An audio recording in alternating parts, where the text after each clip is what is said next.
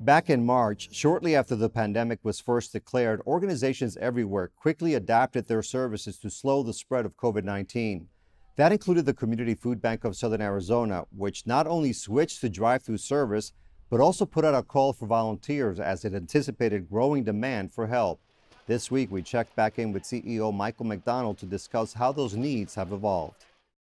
As it coming up on 7 months, we lose track of time. It's like living Groundhog Day every day. We just got so many people in need. We're still seeing so many people out of work or who've lost jobs, been furloughed, and they just need some support. So at all of our locations, at least twice, if not more times a week, we've got hundreds of people lining up, socially distanced in their cars, to be safe, and we are providing about 100 pounds worth of food every time they visit. And Michael, I know that originally you started doing some distributions there at your main community food center location, but then you had to move, as you say, somewhere else. Can you talk to us about that, please? We have had to move from our large country club location to Keno Sports Stadium just because we can't accommodate 1,500 cars in a day. And that's what we've been seeing through the pandemic. It varies by the time of month.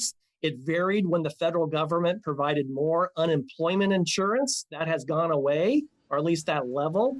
And so that impacts people's food budget. On any given day, it's 30% more people or 50% more people coming in for food. And the people that are showing up, do they represent different demographics of the community, or is it a certain group of people that you're seeing? Well, prior to the pandemic, we still had very low wages here in Southern Arizona, which disproportionately impact communities of color. And so we see a lot of folks still struggling to make ends meet during the pandemic. We've certainly seen folks who've never used a food bank, and they tell us that.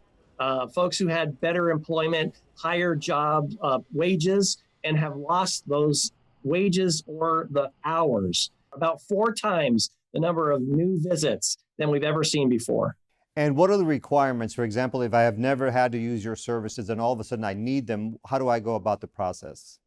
We're here to serve everyone. If you just show up and say, I need help, you're going to get help. There's really no requirements. You can be from any walk of life. You just need some food assistance. We have food for you. And of course, you also depend heavily on volunteers. Is that still the case?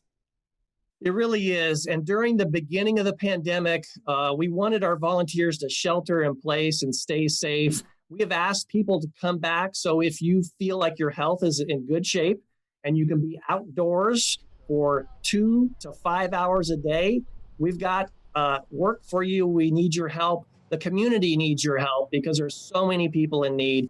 We've got the masks, we've got the protective equipment. We've even got some fans when it's on a hot day, a hot October day, so we can keep you safe and keep you hydrated. And with so much demand going on right now, Michael, how are you keeping the food available for the people that need it? Thankfully, we've got a lot of support from the U.S. Department of Agriculture, food manufacturers, retail grocery stores. We probably have 3 months worth of food right now in an inventory and more on its way. So we've got plenty of food, and it's everything from non-perishable canned goods, boxed goods, to fresh produce out of Mexico, to frozen meat, to dairy. We've got a great nutritious variety of food, and that's what people are looking for. At Keno Sports Complex, the Community Food Bank distributes food on Tuesday and Thursday mornings from 7 to 10 a.m., although beginning Tuesday, November 3rd, the hours will change from 8 a.m. to 11 a.m. People who want to volunteer or donate can visit communityfoodbank.org to learn how they can help. All of the contributions that we receive, we use to purchase food, to transport food, to pay staff, to buy protective equipment to keep the public safe. How much longer do you foresee the tremendous need being out there in the community? I think the long economic tail of this pandemic will continue until people are fully employed again. And that's going to take probably longer than to get a vaccine for everyone.